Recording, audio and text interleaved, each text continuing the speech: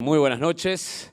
Vamos a abrir nuestras Biblias, mis hermanos, mis hermanas. Espero que todos tengan la Biblia en la mano, eso es lógico. Vamos a abrir la palabra de Dios en el libro de Filipenses y hoy estamos en momentos muy especiales. Es para mí un momento muy especial como ministro llamado por Cristo. Pues el poder pasar tiempo en esta porción es un deleite para mí superior, es un privilegio que no se puede describir con palabras, y si solo tuviera que estudiarlo, sin tener la responsabilidad que tengo de compartirlo, sería igualmente sensacional meterse en estas porciones. Pues ser esclavo del texto bíblico es una dulce esclavitud. Y llegar a este punto en las Escrituras es monumental, mis amados. De verdad que mi oración viendo este texto, mi consiervo lo sabe, la emoción que ha causado en mí, pero lo que más ruego es poder expresarlo bien, tan difíciles pasajes que son de alto calibre y que merece atención plena. Llegar a este punto en las Escrituras es monumental, mis amados. Y quiero que sepan que estoy muy conmovido con esta porción. Quiero que sepan, y les abro mi corazón, que estoy muy agradecido a Dios por despertar mi vida y muy agradecido por conocerle más. Todo ello provocó un desborde en mi mente y en mi corazón para poder llegar aquí y mostrarte esta porción. ¿Qué tiene esta porción que nos lleva o que me lleva a tanto asombro, a tanto deleite, a tanta confrontación con mi propia vida cristiana? Y te debe llevar a la confrontación con tu propia vida cristiana, a tanta gratitud al Señor Jesús. Quiero que ustedes lo vean y lo puedan saborear conmigo. Quiero tratar de hacer eso en estos pocos minutos y por eso quiero abrir contigo Filipenses capítulo 2. Quiero leer contigo desde el verso 5 al verso 8. Filipenses 2, 5, 8. Dice así, ¿lo tienen ahí, hermanos? Haya pues en vosotros este sentir que hubo también en Cristo Jesús. Verso 6. El cual, siendo en forma de Dios, no estimó el ser igual a Dios como cosa a que aferrarse, sino que se despojó a sí mismo. Repito ese verso 7, sino que se despojó a sí mismo, tomando forma de siervo, hecho semejante a los hombres. Verso 8, y estando en la condición de hombre, se humilló a sí mismo, haciéndose obediente hasta la muerte y muerte de cruz. Realmente esta porción es magnífica, magnífica. Y creo que vamos a estar muchas semanas en esta porción. El tema central, como ustedes ya lo saben, porque ustedes están siguiendo el estudio de Filipenses, es la unidad, la unidad. Pablo nos invita en forma imperativa por el ejemplo de Jesús, es decir, con este ejemplo nos deja sin justificación, pues si Jesús siendo el Dios eterno se humilló, ¿qué pasará con nosotros? Nos invita a humillarnos como la clave de una vida transformada, la cual anhela lo que Dios anhela, y eso es la unidad en la iglesia. Quiero que vea Filipenses 2:2, por favor, para que te acuerdas de lo que hemos visto. El apóstol Pablo, en el versículo 2, que también lo hemos visto a detalle, dice, completad mi gozo. ¿Lo ven ahí, hermanos? Sintiendo, ¿qué cosa? Lo mismo. Teniendo, ¿qué cosa? El mismo amor. Unánimes. Sintiendo, ¿qué cosa? Una misma cosa. Verso 3, nada hagáis por contienda o por vanagloria, antes bien con humildad. Este concepto es maravilloso. Estimando a cada uno, a los demás, como superiores a él mismo, no mirando a cada uno por lo suyo propio, sino cada cual también por lo de los otros. Entonces, si Jesús es el ejemplo, ¿quiénes somos nosotros para no hacerlo o pedir derechos o creer que merecemos algo? O sea, para colocarlo en positivo, debemos tener claro esta frase en nuestra mente. Por favor, amada iglesia, debemos tener claro esto. Esta es la voluntad de Dios. Este es el tema, es la unidad. Y debemos tener esto en mente. Debemos ver a los demás como superiores a nosotros. Si entendemos eso, estoy convencido, si eres de Cristo, que el mismo Espíritu Santo, por favor, sígueme aquí. Si entendemos eso, esa frase que tiene que ser clave para nosotros, porque el tema, ¿cuál es de Filipenses capítulo 2? Quiero escucharles, hermano. ¿Cuál es el tema? La unidad. Ese es el tema, la unidad espiritual. ¿Cuál es la base de la unidad? Cristo, Cristo. Si entendemos que la base de la unidad es Cristo, que la unidad es el tema, entonces la demanda que nos está haciendo hacia nosotros, hacia la iglesia, es que debemos ver a los demás como superiores a nosotros. Piénsalo, piensa con ese entendimiento en la iglesia, imagínate. Si entendemos eso, estoy convencido, si eres de Cristo, que el mismo Espíritu Santo aplicará a tu vida con mayor fuerza el que debemos estimar a los demás como superiores a nosotros al entender con mayor grado y con mayor magnitud, escucha, lo que es la encarnación del Hijo de Dios. Lo que va a pasar aquí, que ya está pasando a partir de la semana anterior, que hemos hecho como un paréntesis de lo que es la encarnación, todo eso apunta a confrontarme a mí con mi vida, con la unidad de la iglesia. Y esto lo va a aplicar el Espíritu Santo en mayor grado cuando empiezo a entender mucho más cerca la encarnación del Hijo de Dios, la encarnación del Hijo de Dios. Entonces, con el permiso de ustedes, por supuesto, con el permiso de ustedes, voy a realizar un paréntesis, el cual comenzó, como dije la semana pasada, cuando empezamos a ver a mayor detalle su humillación. ¿Se acuerdan? Vamos a ver su humillación, porque este posible himno cristológico tiene dos partes, y vimos la semana pasada, hicimos la división del 6 a 8, la humillación y después la exaltación, pero hemos comenzado la semana pasada con la humillación. Por favor, quiero ser claro con esto, hermanos, mírenme por favor, quiero ser claro con esto. Cuando nosotros entendemos a mayor grado y magnitud la encarnación, como lo coloca Pablo aquí, lo que va a pasar es que vamos a entender a mayor grado lo que significa para nosotros estimar a los demás como superiores a nosotros.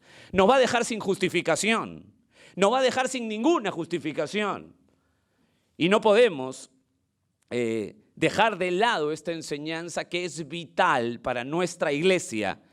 Pero quiero hacer un paréntesis porque quiero que ahora tu mente se enfoque en la humillación de Cristo, en la encarnación del Hijo de Dios. Y quisiera seguir con ello. Sería imposible, escúchame bien, tratar de acercarse a la mente de Cristo en la encarnación. Sería imposible para nosotros imaginar qué pasó, qué aconteció, cómo se puede explicar. Eso sería insondable.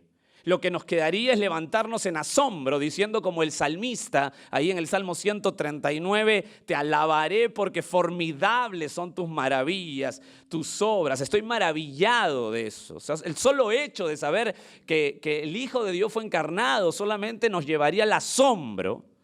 Pero Pablo nos da un mayor conocimiento en una de las porciones más imponentes de todo el Nuevo Testamento.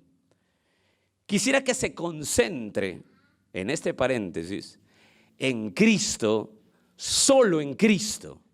Y yo estoy seguro que el Espíritu Santo va a aplicar a tu vida lo que tú tienes que hacer y tu responsabilidad en la iglesia. Porque el tema, ¿cuál es? El tema central, la unidad. ¿Está claro? Pero hoy quiero concentrarme en Cristo y solo en Cristo. Estamos en la humillación. del verso 6 al 8. Permíteme leer el verso 6 al 8. Y empezamos diciendo que Cristo se humilló. Mira otra vez el verso 6, por favor. El cual, siendo en forma de Dios, no estimó el ser igual a Dios como cosa que aferrarse, sino que se despojó a sí mismo, tomando forma de siervo, hecho semejante a los hombres, y estando en la condición de hombre, se humilló a sí mismo, haciéndose obediente hasta la muerte. Ahí ese y es muy importante, y muerte de cruz. Empezamos diciendo que Cristo se humilló y queremos dividir el estudio en pasos. ¿Se acuerdan? Empezamos la semana pasada, en pasos. Cada paso, escúchame bien, cada paso que vamos a mencionar en las semanas, porque de verdad que esto es vasto, cada paso son pasos descendentes. Cada paso lo humilla a lo sumo a Cristo.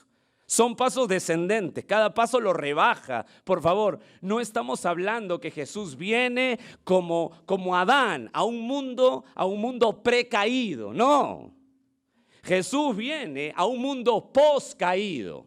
Es decir, al venir tenía que experimentar como un hombre todo lo que nosotros experimentamos. Dolor, sufrimiento, frustración, hasta llegar a la muerte. A veces comparamos a un mundo precaído con un mundo poscaído. No, llegó a un mundo poscaído. Quiero darte un artículo de Jonathan Edwards. Jonathan Edwards, el gran pastor y pensador americano en los años 1700, lo define en su tópico sobre la encarnación de la siguiente manera. Quiero que escuches solamente este artículo a modo introductorio. ¿Qué es lo que dice Jonathan Edwards sobre la encarnación? Cristo se encarnó, o lo que es lo mismo, se hizo hombre, para poder tener él mismo la capacidad de llevar a cabo nuestra redención. Pues aunque Cristo, como Dios, era infinitamente suficiente para la obra, sin embargo, para él estar en la inmediata capacidad para hacerlo, le era necesario no solamente ser Dios, sino también hombre. Si Cristo solo hubiera permanecido en la naturaleza divina, él no hubiera tenido la capacidad de comprar nuestra salvación. No por alguna imperfección de la naturaleza divina, sino por la razón de su absoluta e infinita perfección de su naturaleza. Ya que Cristo, siendo meramente como Dios, no sería capaz de cumplir ni con la obediencia o el sufrimiento que era necesario. La naturaleza divina no es capaz de sufrir porque está infinitamente por encima de todo sufrimiento. Tampoco es capaz de mostrar obediencia a aquella ley que fue dada a los hombres. Es igual de imposible que uno que fuera solamente Dios debiera obedecer la ley que fue dada a los hombres, como que Él tuviera que sufrir el castigo destinado a los hombres. Fin de la cita. Esto es muy profundo. Cada paso es descendente. Esto, estamos frente a la porción de la asombrosa encarnación del Santo Hijo de Dios, Dios mismo. Cada paso es descendente. Recordemos el primer paso que empezamos la semana pasada. ¿Se acuerdan cuál fue el primer paso? No estimó. Mira el verso 6. El cual, Filipenses 2:6, ¿están ahí, hermanos? Es muy importante. El cual, siendo en forma de Dios, ahí está la clave, ahí está el punto, ahí está el descenso, no estimó al ser igual a Dios como cosa a que aferrarse. Para recordar que esto es impresionante, el énfasis del primer paso, hagamos memoria con algunas notas. Primero, déjame hablarte de la palabra forma, el cual siendo en forma. ¿Te acuerdas de eso que vimos la semana pasada? Por favor, atiéndeme para recordar que es magistral lo que vimos la semana pasada. La palabra forma es la palabra morfe en el griego. Seguro lo tienes apuntado, la palabra morfe. Esto empieza impresionante, pues hay dos significados para forma. Escucha bien, para forma hay dos significados en el griego. La primera es morfe y la segunda palabra en el griego para forma es esquema. ¿Está claro? Hay dos palabras para forma. Una es morfe y otra es esquema. Son muy parecidas en su significado, pero no son iguales. No son iguales. Morfe nos habla, escucha, de la esencia. Están recordando, ¿verdad? De la esencia, que no cambia, mientras esquema es lo externo. Déjame darte un ejemplo que creo que mientras estaba estudiando es el mejor ejemplo que he aprendido. Creo que es el mejor ejemplo que he aprendido. Escúchame bien. Mi morfe es ser un ser humano. Ese es mi morfe. ¿Está bien? Este es un ejemplo. Mi morfe es ser un ser humano. Mi esquema es que hace unos años era niño. Después mi esquema hace unos años es ser joven. Hace muy pocos años. Y mi esquema después es ser adulto. Y después mi esquema es ser mayor. Ese es mi esquema. Pero mi morfe es ser humano. ¿Está claro? Aunque mi esquema era de niño, mi morfe era de ser humano. Y aunque mi esquema después fue de joven, de jovencito, mi morfe era de ser humano.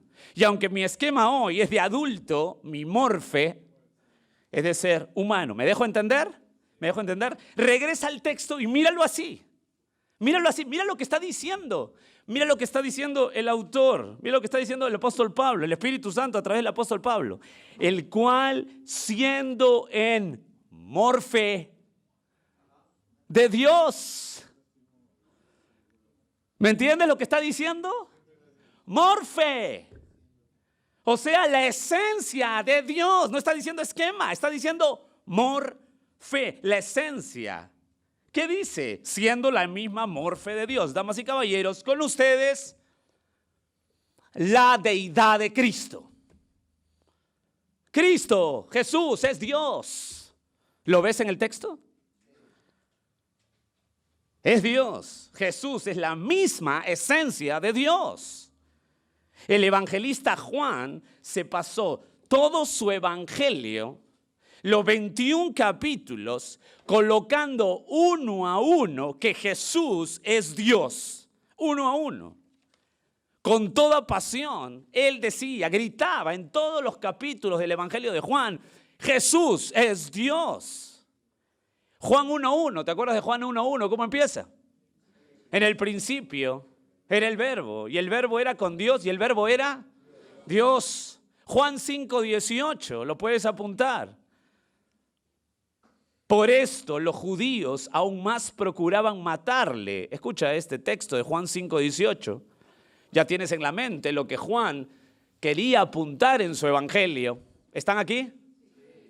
Estamos hablando que Jesús tiene la misma morfe de Dios. Esto es impresionante. Yo no sé qué haría un testigo de Jehová escuchando esto. ¿Qué puede decir? Esto es increíble, esto es tan claro. Esto rechaza totalmente cualquier secta que piense que Jesús no es Dios.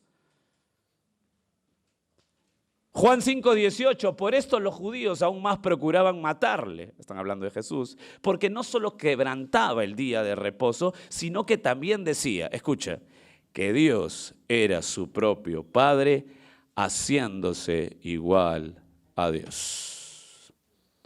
Juan 10.33, le respondieron los judíos, diciendo, por buena obra no te apedreamos, sino por la blasfemia, porque tú, siendo hombre, te haces Dios. Esto es contundente.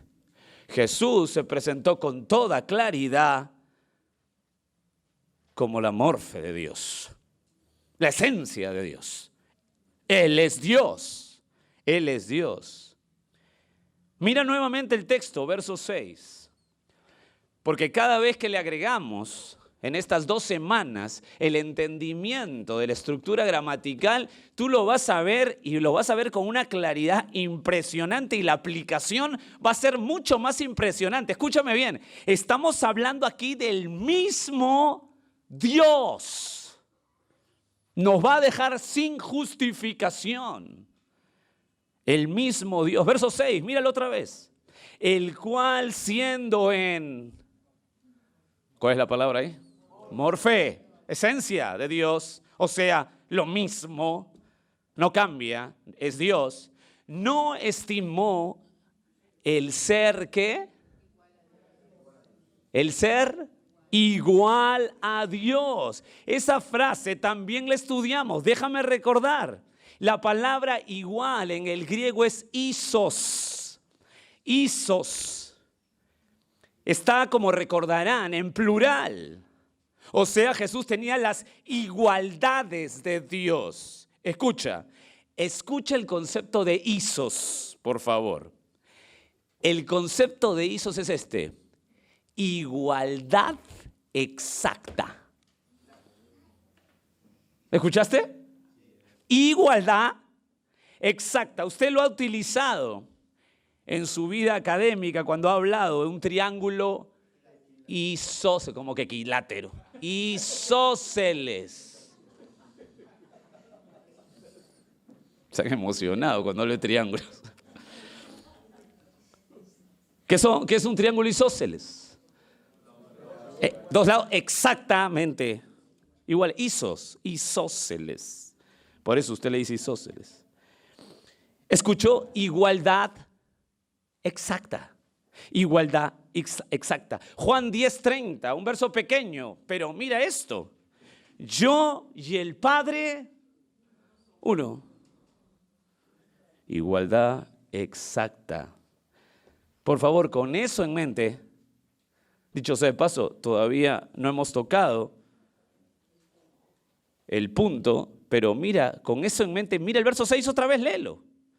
El cual, siendo en morfe la misma esencia de Dios, no estimó el ser exactamente a Dios. Qué cosa, como cosa a que aferrarse. Ahora sí, con eso en mente, el primer paso descendente, ya lo mencionamos, ¿cuál es? No estimó. Quiero ser claro con esto. Jesús como Dios nunca, escúchenme bien por favor para que no haya confusiones, Jesús como Dios nunca desestimó su deidad. Piensa en lo que le digo. No habla de desestimar su deidad, nunca desestimó su deidad, como lo hemos visto. Entonces, para entenderlo mejor, vimos la semana pasada el término aferrarse. Aferrarse. Ese término, ¿se acuerdan del término aferrarse? Estoy dándole un repaso, pero es necesario para entrar bien y no dejar nada en nuestra mente que olvidarnos, porque esto es vital. Estamos hablando del mismo Dios que se encarnó. La palabra aferrarse que vimos la semana pasada, este término era usado antes del primer siglo, o sea, antes que lo use aquí Pablo, era utilizado para gente que robaba. Por eso que la palabra, el término, después se fue cambiando y llegó a ser apoderar, arrebatar. O sea, Jesús no se apoderó del ser igual a Dios. Lo que quiere decir es que Jesús, escucha, nunca utilizó su poder para provecho personal. No está hablando de desestimar su deidad. Él era 100% Dios. Nunca olvides eso. Ahora piensa conmigo, solamente esto, por favor, piénsalo conmigo. Imagínate, por favor. Jesús, 100% Dios, nunca desestimó de ser Dios. Pero él lo que hizo fue, no utilizó su poder. ¿Tenía poder o no? ¿Era Dios o no? Ahora imagínese conmigo, imagínese cómo se rebaja. Escuche, viene Satanás y lo ve con hambre. 40 días. Y Jesús se negó a caer en la tentación de convertir las piedras en pan. ¿Se acuerdan de Mateo 4:3? Se lo leo para recordar. Mateo 4:3, y vino a él el tentador. ¿Quién es el tentador? Y le dijo, si eres hijo de Dios, di que estas piedras se conviertan en pan. Él respondió y dijo, ¿qué dijo? Escrito está, no solo de pan vivirá el hombre, sino de toda palabra que sale. Piensa, por favor, piensa. El primer paso descendente no estimó. ¿Jesús no podía convertir la piedra en pan? 40 días sin comer. O sea, si hubiera sido tú, seguramente te hubieras hecho una hamburguesa. Si hubiera sido yo, igual. O sea, lo que te quiero decir es que mira cómo se rebaja.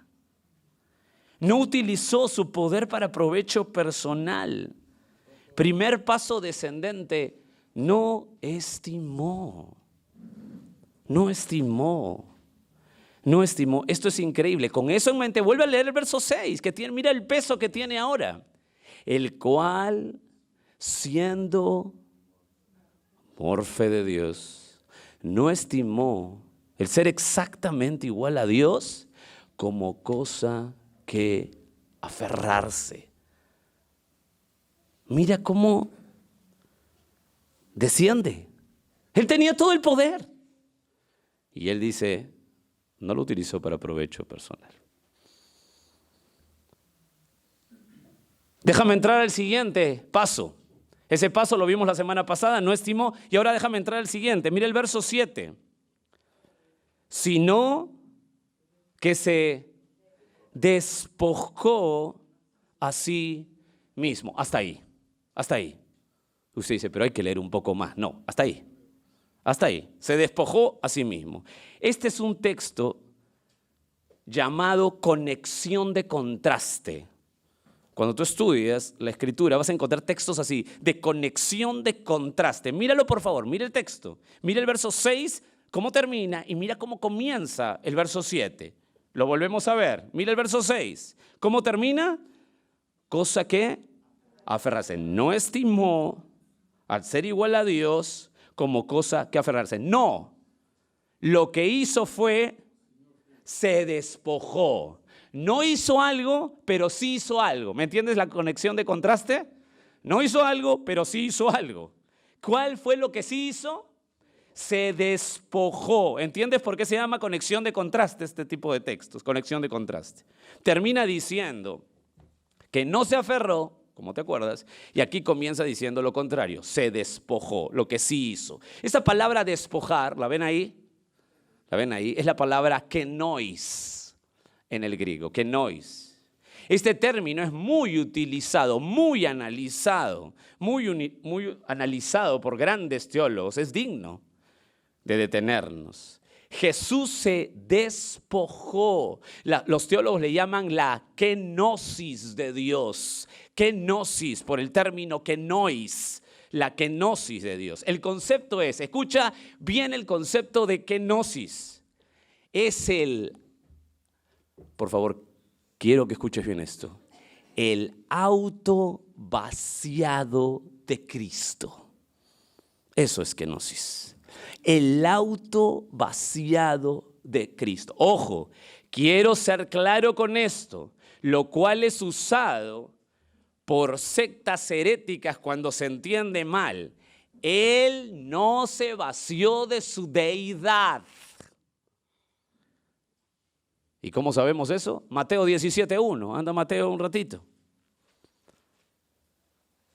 La kenosis, el auto vaciado de Cristo. Pero ojo, cuidado ahí, porque Él no se vació de su deidad. Mateo 17:1. Dice ahí, 6 días después, están ahí en Mateo 17, 6 días después, Jesús tomó a Pedro, a Jacobo, a Juan, su hermano, y los llevó aparte a un monte alto. ¿Y qué pasó según el verso 2 de Mateo 17? Y se transfiguró delante de ellos y resplandeció su rostro como el sol y sus vestidos se hicieron blancos como la luz. Jesús delante de sus 3 discípulos se transfiguró. La palabra transfigurar es la palabra en el griego metamorfosis. Metamorfosis. ¿Y qué significa metamorfosis? Es sacar al exterior lo que es en el interior. O sea, lo que vieron fue su resplandor, vieron su deidad, vieron su gloria. Él nunca se autovació de su deidad. Y esto es muy importante entender porque hay sectas heréticas y hay lugares donde se enseña que Jesús no fue Dios. Que Jesús era Dios en el momento de una parte de su vida, después no fue Dios y algo así, una combinación extraña. Escúcheme bien, Él nunca se vació de su deidad. Entonces, si Él sigue siendo Dios y Él no tuvo ese autovaciado de Cristo, no fue de su deidad, ¿la pregunta cuál es? Muy bien. Entonces, ¿de qué se despojó? Déjame darte puntos en qué pensar y analizar. Muy bien. Primero, ¿de qué se despojó? Primero, ahí he puesto algunos puntos. El primero, Él se despojó y colocó a un lado sus atributos. Este punto me impacta. Es imposible ver que Jesús en su vida muestra su deidad, escucha, por sus atributos. Aunque no los utilizó en todo su esplendor, es imposible ver a Jesús que muestra su deidad por sus atributos. Cuando vio a Natanael, ¿se acuerdan en Juan capítulo 1? Vio a Natanael antes que él lo viera y mostró su su omnipresencia. Juan 1:45. Ahí relata, Felipe halló a Natanael y le dijo, hemos hallado a aquel a quien escribió Moisés en la ley, así como los profetas, a Jesús, el hijo de José de Nazaret. Y el verso 46, Natanael le dijo, ¿de Nazaret puede salir algo bueno? Le dijo Felipe, bueno, ven y ve. Eso le dijo Felipe. ¿Y qué pasó? Verso 47, cuando Jesús vio a Natanael que se le acercaba, dijo de él, he aquí un verdadero israelita en quien no hay engaño. Y le dijo Natanael, ¿y de dónde me conoces? Le dijo Natanael. Respondió Jesús y le dijo, antes que Felipe te llamara, cuando estabas debajo de la higuera, te vi. ¿Antes que Felipe me viste? Reacción, verso 49, Natanael respondió y le dijo, Rabí, tú eres el Hijo de Dios, tú eres el Rey de Israel. Imposible, Juan, dejar de mostrar la deidad de Jesús por sus atributos, aunque él colocó a un lado sus atributos, o sea, no los utilizó en todo su esplendor. También en Juan, el mismo autor, muestra su omnisciencia. Mira, por favor, Juan 2:24. Pero Jesús mismo, Juan 2:24, ahí le das la vuelta a la página, pero Jesús mismo no se fiaba de ellos. ¿Por qué? Porque conocía a todos y no tenía necesidad de que nadie le diese testimonio del hombre, pues él sabía lo que había en el hombre. ¿Cómo se llama eso?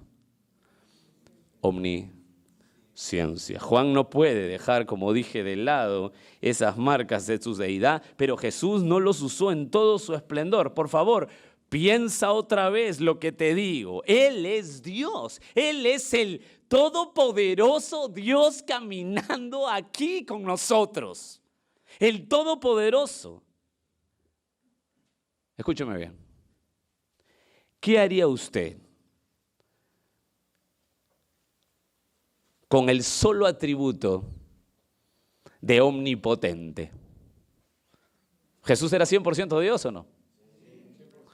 Ahora, ¿qué haría usted? Escúcheme bien, quiero que se ponga en esta escena porque nosotros lo hacemos y yo no quiero, de verdad estoy haciendo todo lo posible, aunque claro, estoy haciendo todo lo posible, pero es imposible. Pero quiero que todo lo bajemos al llano porque no te olvides el tema central. ¿Cuál es el tema central? La unidad. Pero yo quiero por eso hacerte ejemplos y imagínate, Jesús viene aquí, no utiliza todo su esplendor, sus atributos, pero es imposible. Juan le dice, este es Dios, mira su omnisciencia, mira su omnipresencia. Ahora, ponte a pensar, no utiliza sus atributos en todo su esplendor, pero Jesús es Dios omnipotente. ¿Está bien? Ahora escucha Juan 8:39. Me gustaría que vayas ahí, quiero que lo veas tú. Porque este es uno de los episodios más degradantes que tiene Jesús con los religiosos. Juan 8:39. Como siempre, o para variar, Jesús está en una discusión con los religiosos. Respondieron y le dijeron, Juan 8:39.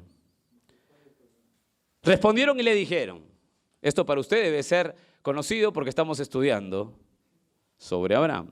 Respondieron y le dijeron, nuestro padre es Abraham. Y Jesús le dijo, escucha lo que le dice, si fueses hijos de Abraham, las obras de Abraham haríais. Verso 40. Pero ahora procuráis matarme a mí, hombre, que os he hablado la verdad, la cual he oído de Dios. ¿No hizo esto Abraham? Vosotros hacéis las obras de vuestro padre. Entonces le dijeron, escucha lo que le dicen, míralo. Nosotros, ¿qué dice ahí? No somos nacidos de un padre, tenemos. ¿Qué le están diciendo a Jesús aquí? ¿Sabes que a veces no reparamos? Escúchame bien, estamos hablando de la encarnación del Dios eterno. ¿Estamos reparando? La encarnación de Él decidió, en primer lugar, despojarse, no colocar sus atributos, no utilizar sus atributos en todo su esplendor. En este episodio, lo que le están diciendo a Jesús es, Jesús, tu nacimiento es medio dudoso, ¿eh?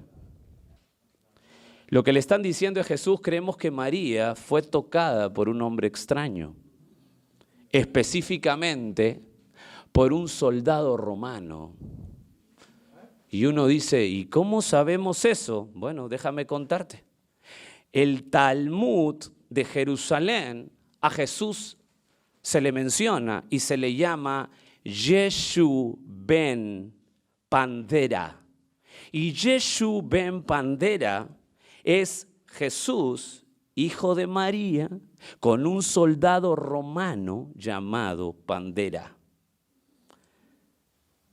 O sea, le están diciendo a Jesús, tú eres hijo de fornicación, ¿eh? Nosotros, nuestro padre es Abraham, nosotros somos de Dios, tú no eres puro. Ahora, piensa conmigo, el punto es este. La verdad es que siendo omnipotente, ¿usted qué haría? Siendo omnipotente y te dicen eso, ni te pregunto qué haríamos. ¿Te das cuenta el punto que quiero que analicemos lo que significa esto? Lo que significa esto. ¿Te das cuenta cómo le hablaban a Jesús? Dicho sea de paso, usted puede abrir, creo que ahora se abre con claridad, el Talmud, creo que está colocado de Jerusalén, y ahí usted va a ver. Yeshu ben Pandera. Esto es muy interesante, pero el punto aquí es la renuncia. O sea, esto es impresionante. Estás hablándole al Dios eterno. ¿Qué pasa si a usted lo insultan? Persecución, ¿verdad? Nos deprimimos. Tantas veces que nos pueden decir lo que sea y nosotros ni siquiera tenemos el poder para hacer algo. Pero si lo tuviéramos, piénsalo, estamos hablando del Dios omnipotente que puso a un lado no utilizar en todo su esplendor sus atributos. Segundo, ¿de qué más se despojó? Se despojó de su gloria celestial. Otro punto impactante, ese trono de gloria que relata Ezequiel, que lo único que podemos entender, porque usted abre el capítulo número 1 de Ezequiel y la verdad es que va a entender algo, va a entender que no entendemos nada.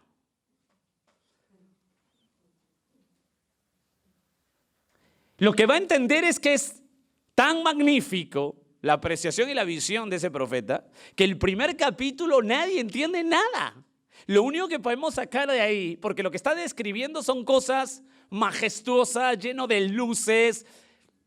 Déjame decirte en palabras del profeta Ezequiel, verso 26 del capítulo 1.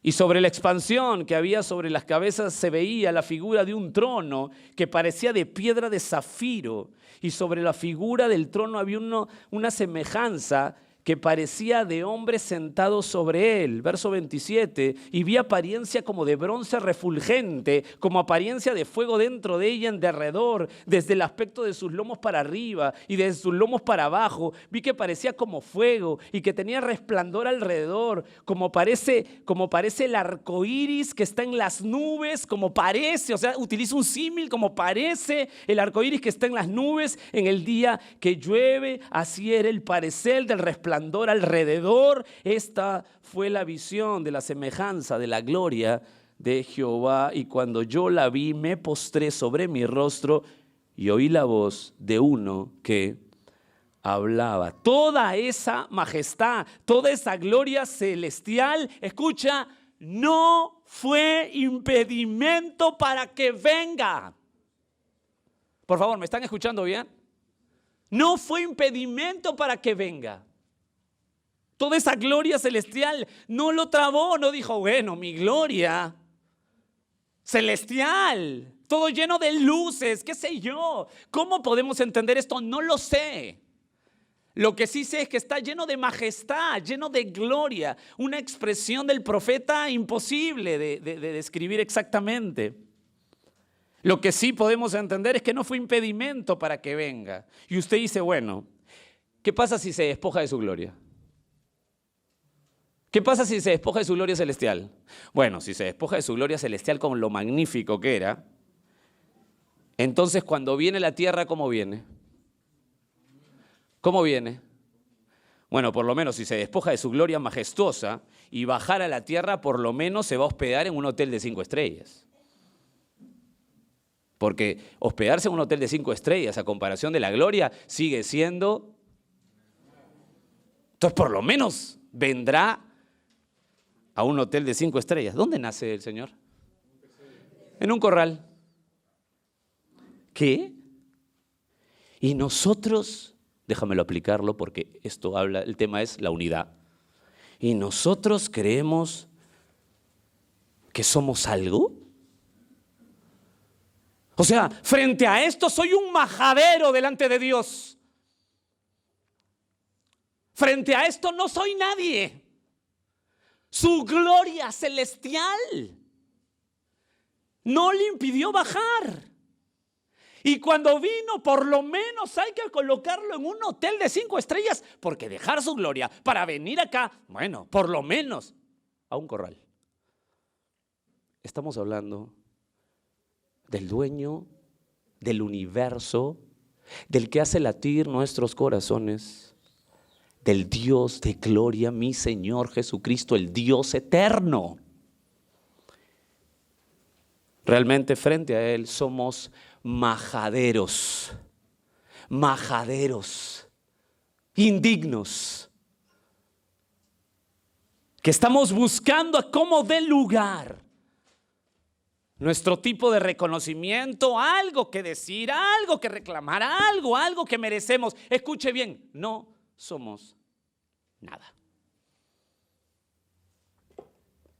Juan 17:5. Ahora pues, le dice el Señor Jesús orando al Padre en esa oración conocidísima.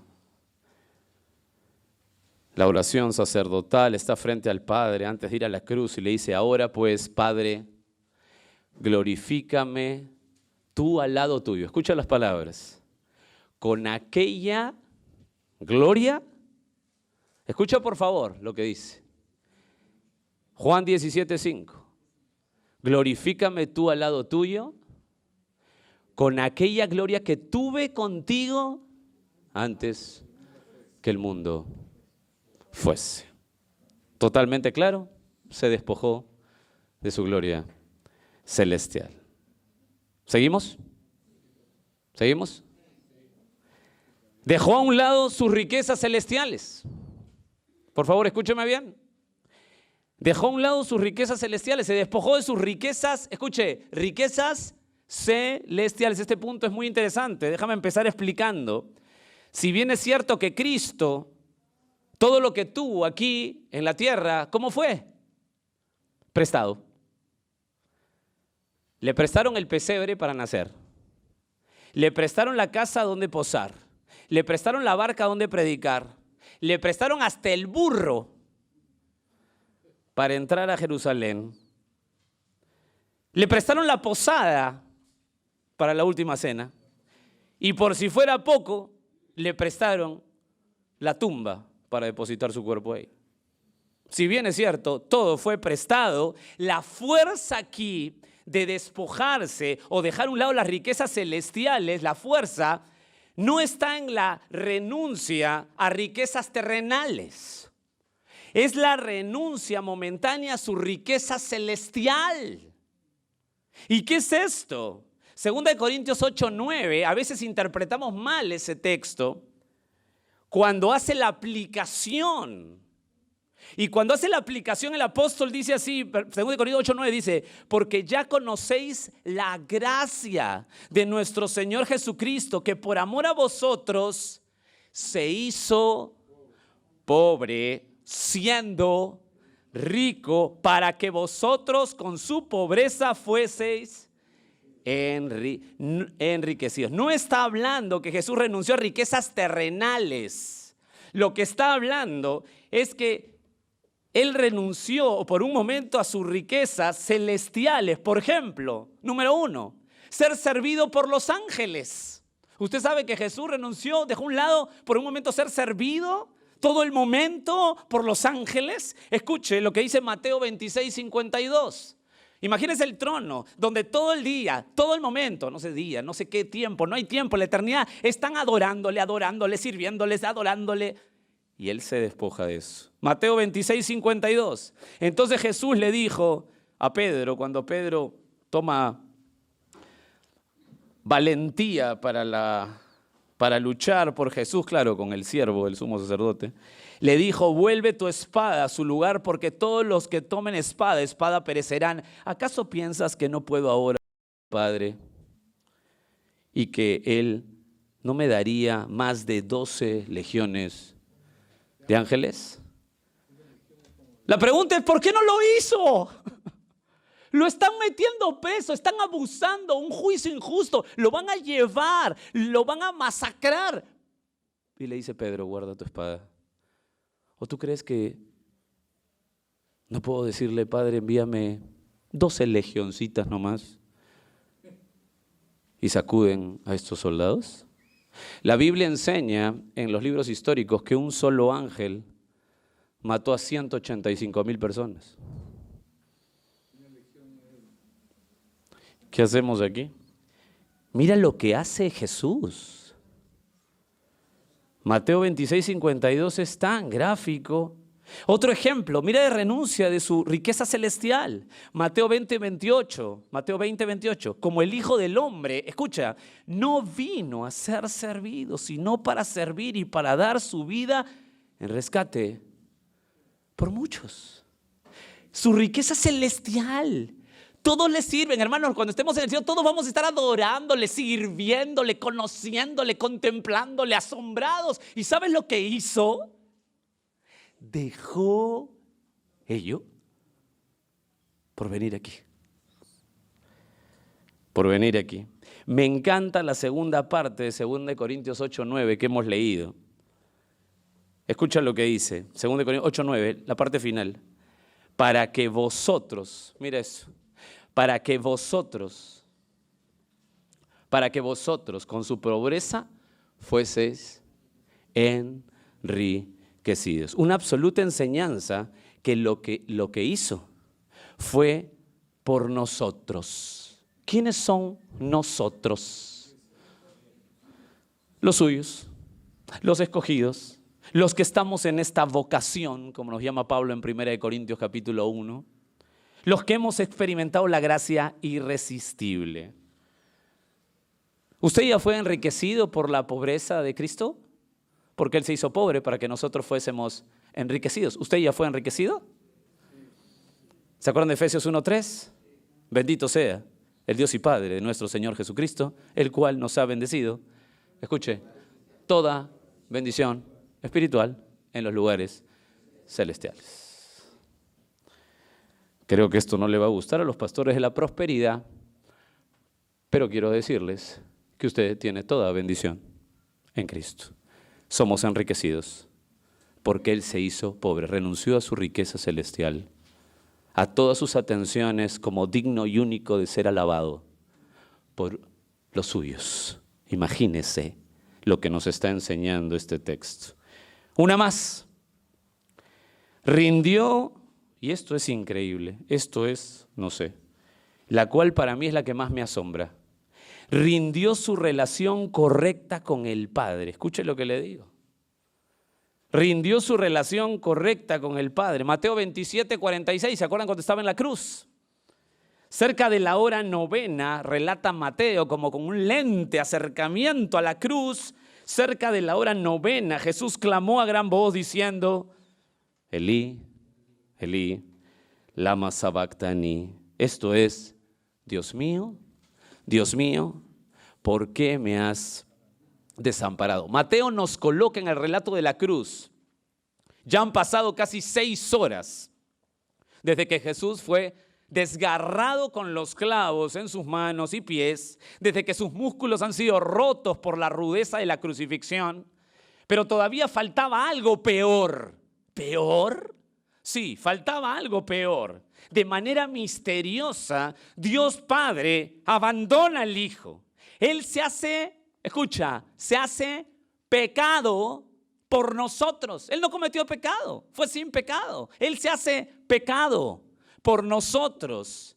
Segunda de Corintios 5:21, apúntalo por favor. Es un verso clave, al que no conoció pecado. Por nosotros lo hizo pecado, para que nosotros fuésemos hechos justicia de Dios en Él. En Él. Primera de Pedro 3:18. Apúntalo, Primera de Pedro 3:18. Porque también Cristo padeció una sola vez por los pecados, y escucha, el justo por los injustos, para llevarnos a Dios. Ese era el dolor más grande. ¿Cuál es el dolor más grande que Jesús experimentó en el Getsemaní? El dolor más grande era que sabía que esa misteriosa relación trinitaria extraña iba a ser, de alguna manera que no podemos explicar, iba a ser violentada. Lucas 22 da un relato increíble, en forma vívida, de lo que pasó en Getsemaní esa noche antes de ir a la cruz. Dice Lucas 22:41. Y Él se apartó de ellos, está hablando de Jesús. A sus discípulos se apartó a distancia como de un tiro de piedra y puesto de rodilla oró. ¿Se acuerda de esa escena? Diciendo, Padre, escucha lo que le ora. Si quieres, pasa de mí esta copa. ¿Qué copa era esa? La copa de la ira de Dios. Él iba a recibir toda la artillería de la ira. Iba a ser de alguna manera violentado. Eso hizo Jesús por nosotros, por los suyos. Pasa de mí esta copa, pero no se haga mi voluntad, sino la tuya. Verso 43, escucha la escena. Y se le apareció un ángel del cielo para fortalecerse, verso 44, y estando en agonía, oraba más intensamente y era su sudor como grandes gotas de sangre que caían hasta la tierra. Estamos frente a una angustia extrema y estamos convencidos por la palabra de Jesús en Mateo 10:28 que la angustia no era porque lo iban a matar físicamente. La angustia terrible era causada por romper de alguna manera extraña o ser violentada su correcta relación con el Padre, de alguna manera misteriosa. Este efecto en Jesús causó lo que los médicos llaman hematidrosis. O sea, empieza a sudar sangre. Es por estar expuesto a tensiones en extremo. Escuche esta rendición macro, insondable, impresionante. ¿Y saben qué? Lo hizo por nosotros. El mismo Dios eterno, mi Jesús, se despojó, se autovació por usted, por mí, para que vivamos. Se despojó de sus atributos, se despojó de su gloria celestial, se despojó de su riqueza celestial y por si fuera poco, rindió su relación correcta con el Padre por los suyos. ¿Qué es esto? ¿Qué es esto? ¿Qué es este Dios? Por favor, piénsalo. ¿Qué es este Dios? ¿Cómo puede ser? Bueno, ese es el Dios de la Biblia. Ese es el Dios de la Biblia. Primer escalón descendente, no estimó. No estimó. Segundo escalón descendente, se despojó. Quiero que leas otra vez el verso 6 de Filipenses 2. Regresa a Filipenses 2. ¿Cuál es el tema central? Verso 6. El cual, siendo en forma de Dios, no estimó el ser igual a Dios como cosa a que aferrarse, sino que se despojó a sí mismo. Nuevamente, primer escalón descendente, no estimó. Segundo escalón descendente y tercer escalón descendente, la próxima semana.